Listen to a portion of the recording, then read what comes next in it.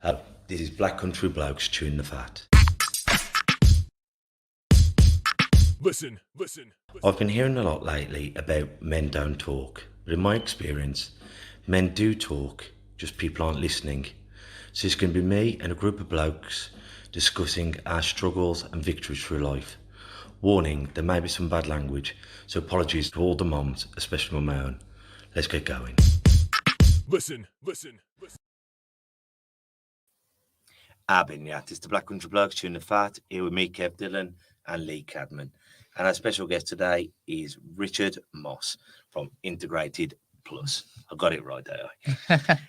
And by the way, we're on Black Country, the main station tomorrow, 9 p.m. till 11 p.m. And we'll go live on the main station. And then we go, as always, on Black Country Extra on Thursday. So, Richard, thank you ever so much for coming on, bruv. No worries, then. First of all, what is Integrated Plus? So Integrated Plus is a social prescribing service. So we take referrals from GPs and healthcare professionals, and it's for people with non-clinical needs that are affecting their well-being. So it can be like social, emotional, practical issues that are affecting them. So it's not like, say, if I've got schizophrenia or bipolar, it's more of behavioural habits. I mean, we do get referrals for high-level mental health, but we would kind of support them maybe to engage with services or to sort out things that are going on that they might not be able to cope with. So more like care in the community kind of thing. Yeah, and helping to link them in with services that can help with their well-being, and just kind of, what I always explain when I go to see a client for the first time is you go to your doctor and you have 5 or 10 minutes to kind of talk about one thing, but with us you have as long as you want to talk about as much as you want, and kind of set up goals and aspirations with regards to your health and well-being. So a lot like a buddy program kind of thing. So they mentoring, so you can go and describe how you're feeling as well as finding things to do with them. Yeah, I mean, the kind of one of the things about social prescribing is it's very broad. So there's kind of like motivational interviewing, there's health coaching, there's lots of different things involved within the process of working with somebody, and it also depends on that person. And how would people find this? Is it something like the GP would say go and check out this, or have they got to find you?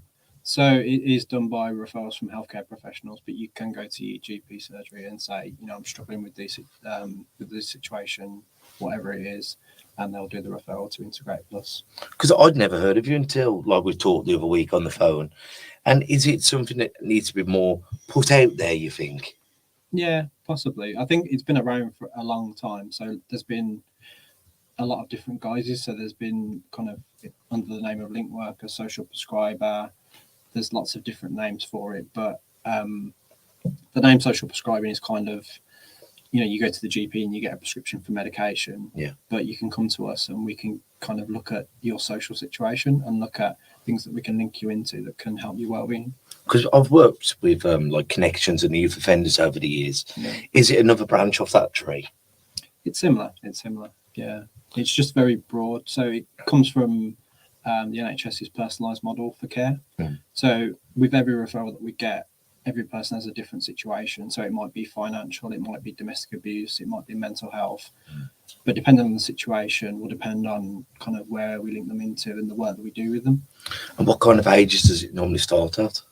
So it's with adults. There are children's social prescribing services, but we work with adults. And what kind of things do you offer? So like I said, we help with, could be like benefits, it could be financial situations, social isolation, mental health, domestic abuse. There's lots of different, basically anything that's not clinical that's affecting a person's well-being, we will try and help and support them with. What you just said, like helping with benefits, because you get these massive sheets and they ask you the same question 15 times and you're not sure if you've written it the right time and you don't want to repeat yourself.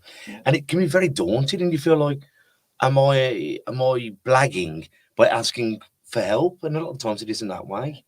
Yeah, and I think a lot of people, in terms of benefits and things, a lot of things, number one, are online these days, which a lot of people find it quite difficult to navigate online services anyway. So a lot of benefits are online.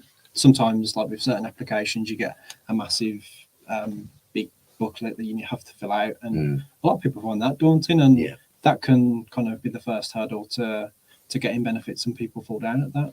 And I like it how everything's online now. So we assume that everyone's got a computer or a smartphone. Yeah. And as we know, as you said, like with finance, I'm asking for benefits to give me money, but I haven't got enough money to buy a laptop, a tablet, a telephone. Yeah. So how am I supposed to fill in the forms? Yeah, exactly. And what you said about loneliness, I mean, I always say the best friend of any form of mental health is loneliness. Yeah. And then it's, I feel alone, but how do I reach out for a friend or a mentor?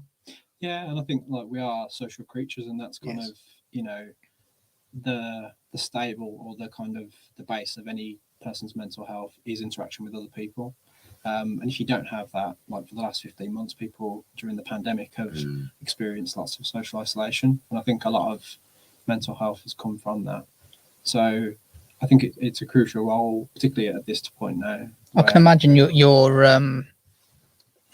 job has changed over the last 15, 18 months then, in terms of how, because if someone was loaning, you would usually recommend them go to a certain club, whether it be a book club, for instance, to meet more people with similar interest. How did you get around that during COVID?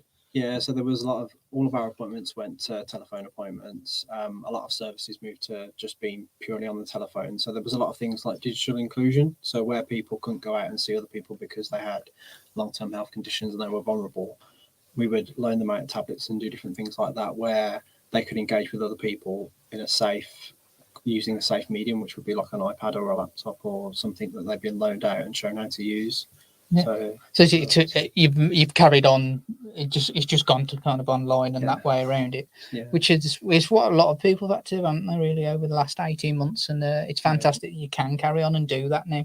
Yeah, and I think like you said, in terms of working as well, everyone's got Zoom fatigue from all the Zoom meetings and things, and it's not the same being online, but it is at least somebody there who you can see, have that face-to-face interaction with. So that's something.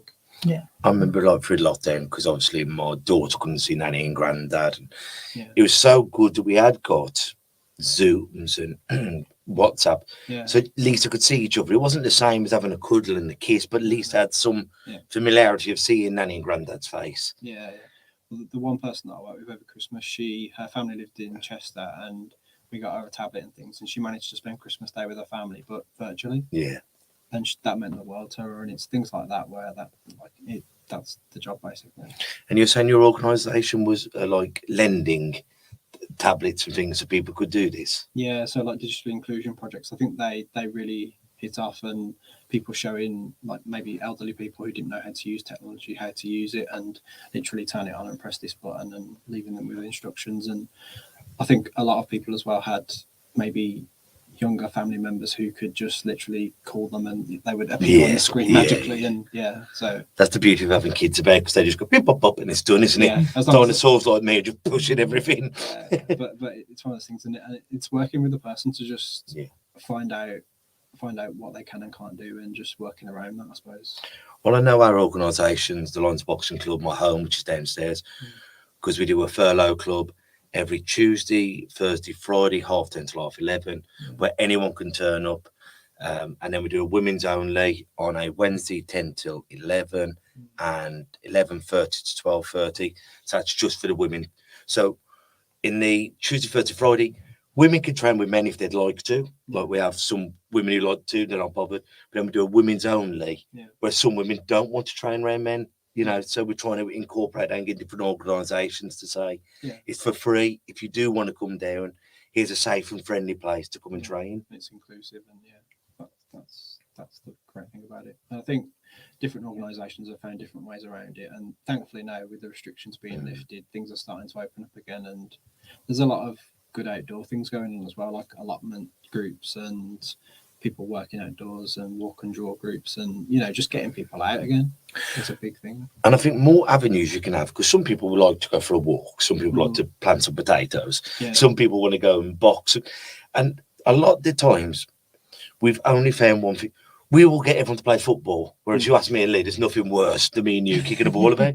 But that might work for you, or music might work for you, or we've got to find these different avenues and these different groups so we can help more people.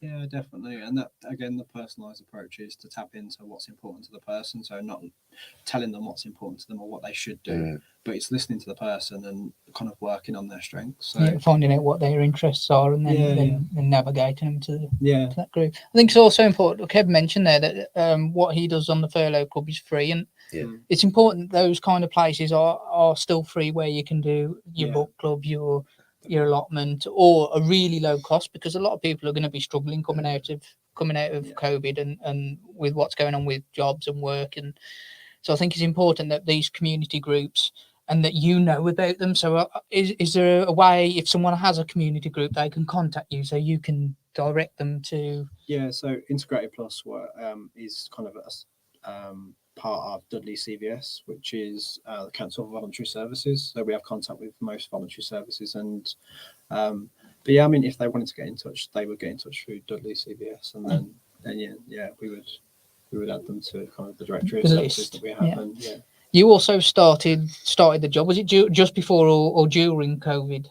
Yeah, so I started in this role April of this year, and I had 2 previous roles during the pandemic. So I bet it's been. You're saying actually you hadn't really met much of the team, only over Zoom, Skype yourself. I mean, so you found going back in and actually meeting people face to face.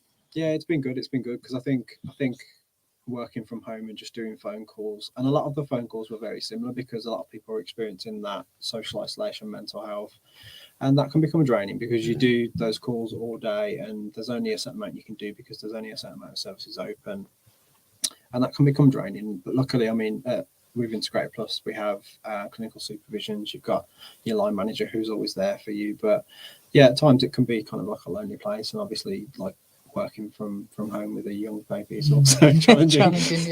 We've all experienced that, haven't we, over the last few Even months. your best mate, if I knew, go, "You right, Lee, what have you been up to?" "Sam and you, been walking around the living room." So it was hard, and it like we're oldest and best friends. You're thinking, well, what do I talk? And like your relationships can even break down. It's like my wife has worked from upstairs all through lockdown, and I've had my daughter, and then she go, "Oh, well, we're not talking." I go, what have we got to talk about? Because in the real world, we have buffers. You have, I got on the bus. Oh, I saw Darren. Oh, yeah. I went to the gym. I got a good sweat. I saw Lee. I saw his dog. But when you just sat there, and it's like, well, what have you been up to? Well, nothing. No one's been up to. And that's the hard thing, isn't it? More people I've talked to. And that's why it's been brilliant. Like we do our support group here every Wednesday, don't we? Like, and we did it through lockdown. And it was great getting at the house. Not having to be daddy, not having to be husband. And we could just sit there and go, "Having you guys, what you been up to?" And everyone would get nothing. But then we'd all laugh about it and then go, "Well, my wife's been brilliant. She's done this for me," or "My wife's been doing me head in," or "You're lucky, guys. I haven't got anyone. I'm living on my own." So that you were all there going through the same battle, but different journeys through it. And then you pick each other up and go, "You know what? It's all right." You know, I had a panic attack, or I had a wobble, or like we did a mental health awareness course on Saturday. It was Saturday when it made? Yeah, it was, mate. With mental health, first CIC, and Cherry Gillings. We've had Cherry on the show many times, love her to bits, and she was saying human beings are sociable animals, but for the last 18 months we've been frightened to be social. And they were allowed to be social animals. Now we've got that anxiety of, am I allowed to do the thing that most comes natural to me? Yeah, I think it's a big thing of like, one of the things I was really interested in when I did my my psychology degree was kind of looking at people. There's a thing called a wandering mind is an unhappy mind. It's like a study, but it's like people have had so much time to themselves in the house, not doing anything, and your mind starts to wander. And like you said, you get anxious, and then you build these kind of, I don't know, self-defeating barriers and things, and you just become anxious, and you become also kind of institutionalized living at home and not wanting to go out and not wanting to, like you said, you look turn on the news and it's, oh, here's another government press conference about how many people have died. And it does drag you down eventually. But isn't it funny when we go into the real world? And even like if you drive past a busy beer garden, or you drive past a busy park, and you go, "Are they allowed to do that?" No, you're like, is that allowed? Yeah. Let me just check on the. But normally, on a gorgeous day, well, not like a day like today, Yeah. but you drive past a heaving beer garden, and you go, oh, good on them, the pub's need it. But then you're thinking, do I feel safe to go back there? Or, oh, so and so is playing a concert, and you're going, will I feel easy being there? And we did a thing for the Commonwealth Games last Wednesday. It was 1 year to the Commonwealth Games. I'm one of the home 10 heroes. We went up there. It was brilliant, by the way. Anyone who was there was brilliant. There was boxing on, wrestling, and all these different things. But you were still that bit of, are we a bit too close? Do I hand sanitize every time I touch someone? Yeah. And I've always been one to walk over and go, Richard, love to meet you, bro. Lee, how you doing? Handshaking. And it kind of put that involved. Yeah, I think it's everybody's cautious. Well, most people are more cautious now. But I think it's kind of divided people, hasn't it? Because you've got the people who kind of like, no, there's nothing to worry about. And there's the people who are really worried. And there is kind of, I think, an in-between section. But I think it's, particularly online, there's those kind of anti-vaxxers, this isn't real, blah, blah, blah, versus the people who are really, really worried and really scared. And it's very divisive. I think you're right, but I'm hoping as well that people will, because of it, become more considerate to other people. I've had a couple of business meetings today, and first thing I've asked them as they've come up is, do you want to shake hands? Let's ask that question. There's nothing wrong. If they said, no, I don't feel comfortable, that's absolutely fine. If they do, then I'm fine with shaking hands as well. So I think, hopefully people become more compassionate to other people's feelings and how they feel about it all. Definitely. I think if people are doing the lateral flow test, which, we do at least twice a week, and when I go to do home visits and things, you take the precautions and you ask the person how they feel most comfortable. A lot of people want to do it in their garden because it's outside and it's, but it's just being, like you said, responsible and wary that other people might be living with somebody with a long-term health condition. Have you found it with the people you work with? Have you seen a massive spike in just general anxiety with it? Yeah, there's a lot of people recently who we've talked about going to do different things, different groups, different activities and things. There's always that, not always, but there's with quite a few people, there's that barrier of kind of going out again and I'll do things again, and it's that thing of it have the build up of 15 months staying in and. Am I going to go out again? And luckily, like I said, a lot of things that we funded in terms of projects and activities are outside. So there's that thing of, you do what you want to do, you keep the distance you want to keep, but you can still come and socialise and be part of something. So, and you've had 18 months or whatever it is, you do build hurdles. And it's like if I'm going to the gym tonight, it's different to I'm going to go to the gym tomorrow. No, I'll go next week. No, I'll go in a month's time. And every day that goes by, you think, now I'll wait for it to be a bit sunnier. No, it's a bit too hot today. Oh, no, well, the baby kept me up all night. The longer it goes, more hurdles you put there. Whereas if it's just jump out the airplane, all right, go. And longer we leave stuff, harder it can become, can't it? Yeah, and the more you think about it, isn't it? It's one of those things where if you just do something, and that's the thing about kind of not living in the moment, but we do a lot of things around kind of being mindful of how you're feeling, but also mindfulness. So that's kind of trying to be present in the moment, and you're not thinking about the past or the future. You're thinking about what you're doing now, which kind of has helped a lot of people in terms of their anxiety, because if you're anxious, you're either thinking about the future or the past. But if you're present and in the moment and thinking about what you're doing, then you're in that kind of flow state and you're not thinking about those anxieties and those kinds of things. So, well, I saw on Facebook today and I shared it. Emily from Gravy Banana. Emily listens to the show, massive supporter of us. But she was saying, like, I'm going to the pub tonight, but how about if I can't get a taxi? How about if it's busy? How about if I can't get to the toilet? How about if my wife leaves me?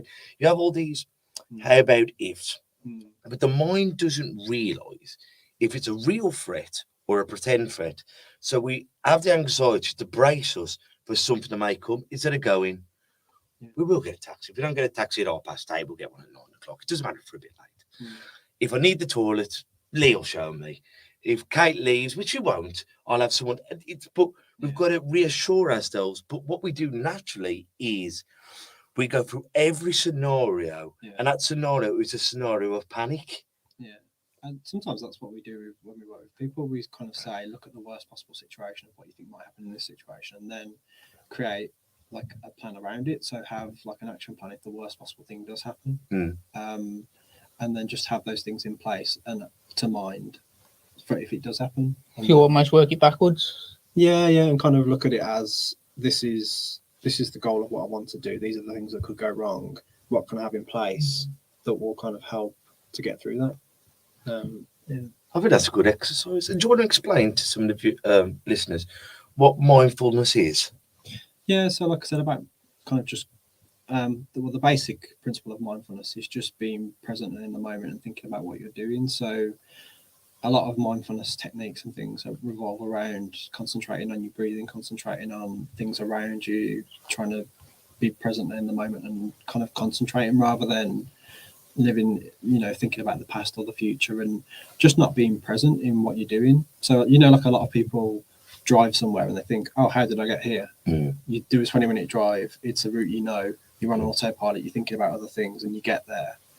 But there's that thing of kind of being present in the moment. And if something happens that you're not expecting, then you're able to react. But also just being present in the moment can reduce any anxiety about thinking about, oh, when I get there, I've got to do this, I've got to do that. This is what I'm doing now. And, being calm and in the moment and with what you're doing. Kind of thing. Because I think you've struggled with that over the years and you either say, well, how are you? You go, well, I'm fine. You go, no, but how are you? Well, the worst going, well, no, but how are you? Yeah. Well, actually, when I did my counselling, the counsellor said to me, any worries or fears you got down, write them down. But I have 2 columns. I can't remember the name of the columns now, but I think it was something like ones you can do something about and ones that you can't do anything about. And it's amazing how many worries that you have that you can't do anything about, or that is not going to affect you within so many months. It's not going to affect you now. And you look at that and you go, oh, why am I worrying? It doesn't stop you, but it does help to write that down and go, actually, that's really like I like everyone knows now who listens. My youngest is severely disabled, and I worry about things that may happen to her. That's like you can't, you can't affect that anyway. If she's gonna get ill, she's gonna get ill. So me standing here thinking she's gonna get ill is not gonna help me or her. So park that over there. But over here, I've got to I don't know, I've got to clean out the car. Oh, I can do something about that. Yeah. You know what I mean? So it was just separating what I could do from what I couldn't. What I couldn't affect. Yeah, definitely. And that's kind of when we I always try and set short-term and long-term goals with the person. So maybe like we were talking about the long-term goals of doing something where like it's a long time in the future, but you can always set those little goals of things that you can do and that you can control. And that help you achieve that long-term. Yeah. And it just gives you that direction. It's like once you know what you want to do long-term, you can do all these little things that will help you to get there rather than worrying about things that are beyond your control. That's it. And we do something similar with the podcast. So obviously we want to grow the podcast to reach more people, same as a radio show. But we didn't expect to come out the gate and have 9,000 listeners a week. That would have been unrealistic. But we'd put things in place like doing the social media and things along that line to reach that goal. And it's the same with your everyday life things, isn't it? Have you ever seen that video on YouTube? And he's a lecturer and he's got a pot. And he goes, I'll put the golf balls in there first. And they go, is that full? And everyone goes, yeah. He goes, oh, hang on. And he pours some marbles in there and he fills around. He goes, well, is that full now? And they went, yeah. And he goes, all right then. Then he pours some sand in. And he goes, is that full now? And they go, yeah. And he goes, because I've put them in the right order. I put the important things, my family, my health, my whatever, in first. Then it's the little bits, my car, my phone bill, and then the other bits are normally just shit. You know what I mean? Is it raining? I've got my shoes. And he goes, but it's putting the things into order. If you put the sand in first, then obviously you can't fit the marbles, you can't fit the golf balls. So you've got to focus on the important things first. And I think that's where we often get lost in life, because obviously we're all dads here. It should be our partners, our kids, our health. But then often we worry too much about is how many people turned up to the gym today, or how many people are going to be listening to this today, or if it rains tomorrow, are we going to be able to have a nice day? They're trivial worries, aren't they? Yeah. But we can easily get lost in trivial worries. Yeah, definitely. And I think that's a great analogy as well. The putting the balls and the sand and stuff in the jar, because it's a good analogy of kind of, like you said, the big things in life, the things that are kind of medium sized, and then the tiny things that, you know, they're probably beyond your control anyway. Yeah. And that if you put those in first, then there's no room for the other things. And And it can consume, can't it? And often and I'm guilty of this, and you know, I love my wife with all my heart, but sometimes I can see why she can feel why sometimes I haven't given it 100% because I'm worried about Tom, Dick, and Harry from the club or someone, you know, and because I'm a caring soul, you want to help everyone, but sometimes the people we love the most are sat on the back burner. Yeah, definitely.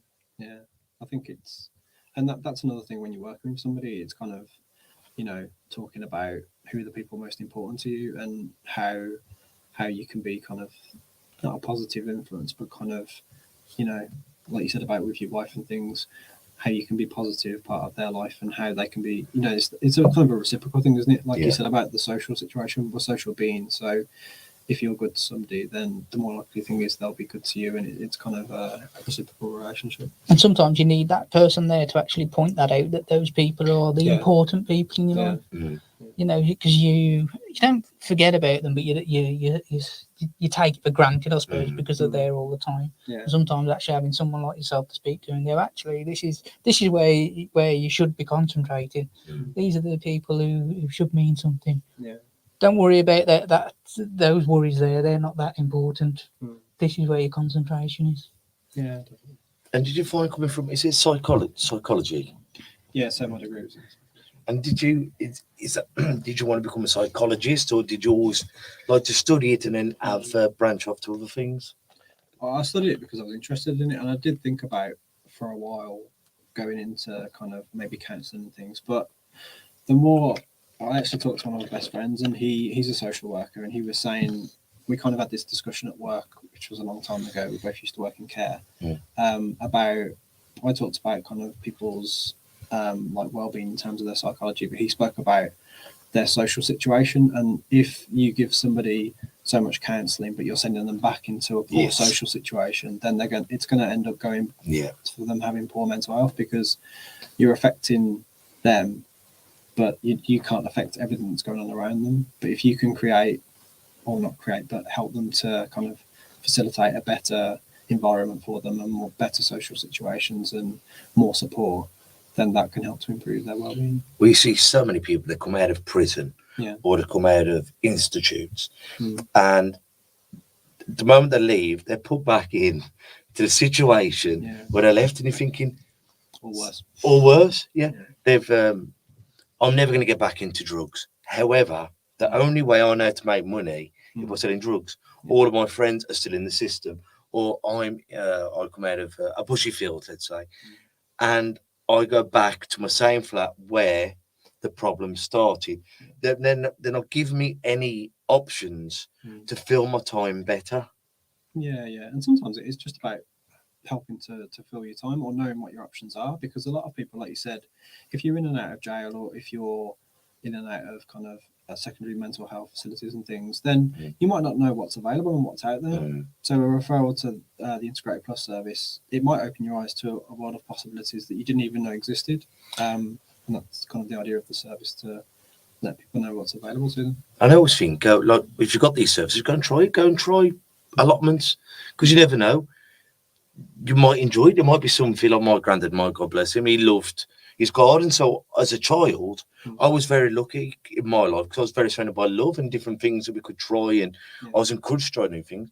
But so many people go, planting plants, but you never know, unless you've tried it, go and try it. Yeah, and I always say to people, it's not really about, like, obviously you do the work on the allotment, but it's the social thing, isn't it? You go there, you meet new people, you're out in nature, and you're doing things. And this club shows that, doesn't it? There's so many people who turn up here and don't train, but come to have a chat with your mom or Kev, or you know, or even the other parents. You know, it's not about them training, is it? It's about being part of the Lions community. Well, Emily, the parents, you know, when, like, say, their son or their daughter back it in, the parents are lost because they've been coming here 3-4 times a week for 10, 12 years. And I'm just saying, well, just come up, show your face, come and have a coffee. And just because your kids don't want to do no more, still become and be part of the team.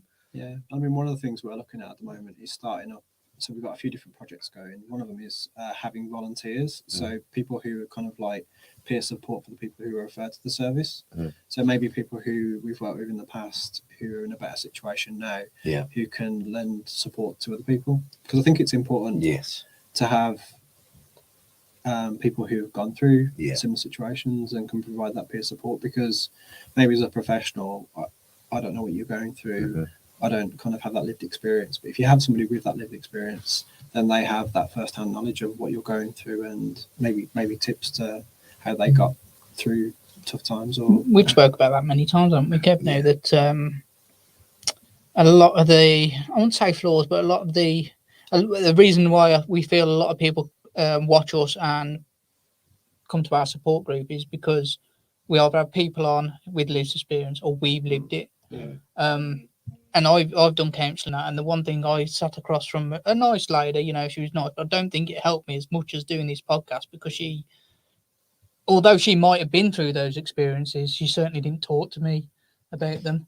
So it was harder to relate. Whereas I know, I'll speak to Kev, I'll speak to some of the guests we have on, and actually they go, I've been there, done that, got the T-shirt, and this is how I dealt with it. Try it, it might work. I think sometimes having that thing in common is well, I think the majority of the time having that thing in common is really good. Builds rapport, doesn't it? When I was going through the fog, this helped me. Oh, really? It didn't help me. Oh, well, I'm not knocking you. However, it helped me. And it's just that, like you said, that throwing ideas around and things. And obviously, there's a place for counselling, but like you said, it didn't really. You wanted that kind of backwards and forwards, and you didn't just want somebody to sit there and kind of probe. You wanted. But it's the same with everything, isn't it? Because some people react really well to medication.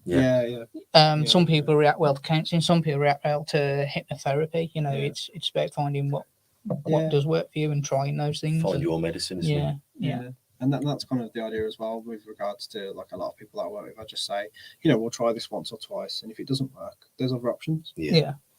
And as long as we know that it doesn't work, then we can kind of cross that off the list. And like long-term goal, we still have all these short-term things that we can do to get there. So, and I think the key is what you said is go with an open mind. Go with the mindset. This might work out on hypnotherapy, NLP, counselling, CB, loads of different stuff. And every time I went with, let's give this a go, because I think when you go and go, waste of time, it's not going to work. So you've got to go try it. If it doesn't work, try something else, and then hopefully you'll find something that does work. But you've got to go into stuff with an open mind of, this might just help. And I think that's another part of our role, is to maybe if somebody's got really bad anxiety, is to help them to maybe go to the first group and help them to engage with the group. Because if you've got really bad anxiety and we're saying, do you want to go to this support group, they're like, it's a group of people, I have anxiety, I don't want to go.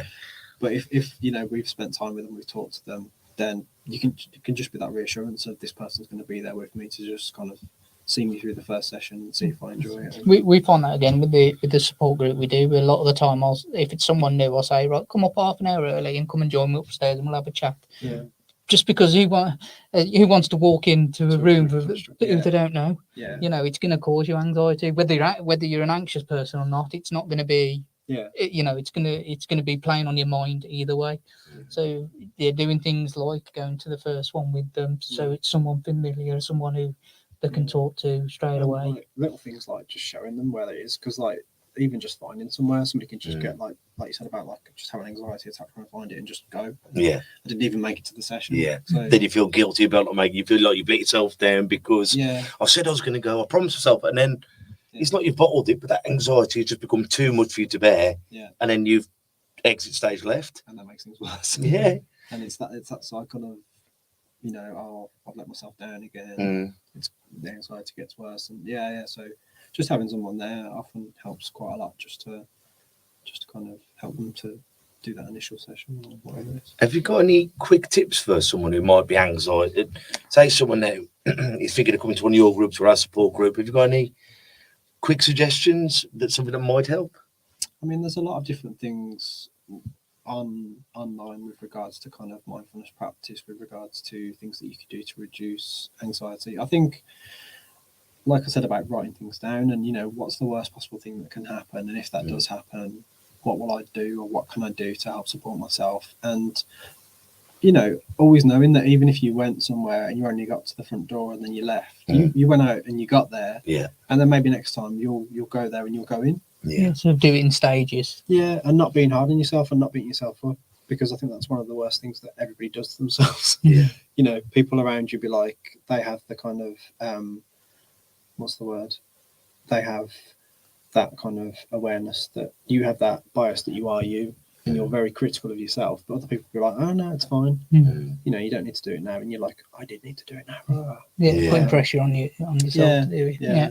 But, yeah. Read any comments, Lee? No, wait. Well, everyone's left us today. Well, guys, we've got our support group. Well, in fact, it's a busy one tomorrow, ain't Lee? We're doing our support group tomorrow from the Lions Boxing Club. We are going to have to finish slightly earlier tomorrow because we start at 7. We're going to have to finish about 20 to 8 tomorrow, Lee, because we've got to zoom over to Black Country Radio to do our show on the main station. There we are. And then we'll zoom on, go live. It's going to be a bit more music than we're used to. I've picked a lot of the songs, so but feel free to write in tomorrow, because you'll be able to write in from the main station. Saying a big Arbinia, and anyone from the boxing world or our BCB family, please get involved. On Thursday show on Black Country Extra, we've got Blind Dave, who run the 7 marathons. I'm really looking forward to talking to him. Really looking forward to it. We had Andy on the other day, who also lost his vision. And I'm really looking forward to seeing Dave, meeting him in person. He was there. Another hometown hero, isn't he? Yeah, he's one of the other hometown heroes. You know, it was blind bloke smashing it. So, no, I can't remember. And I guess for next year hasn't been confirmed, has he? I can't keep up. So, Rich, have you got any quotes or sayings that have helped you get through life? Yeah, so you pre-warned me about this. So I actually looked into this. But yeah, so there's a TV show called The Wire. I don't know if Brilliant. Love it. Yeah. So there's 2 cops talking to one another, and the one cop keeps on and on about a case, and then the other cop says to him about life. It's the things that happen whilst you're waiting for moments that never come. Yeah. So that's kind of the mindfulness thing again. You need to concentrate on the moment rather than waiting for moments that never come. Yeah. So they did some great quotes on there, didn't they? Brilliant program. Yeah, that was my favourite. So, guys, until we see each other next time, take care of yourselves and each other. Ta-ra a bit. Listen. And that's a wrap for another show. But if there are any comments or messages that you would like us to read out for our next podcast, please be in touch. There are also lots of different organisations at the bottom of this page, and hopefully they can help you or someone you care about. Please share this to spread the word. Until we talk next time, ta-ra a bit. Listen.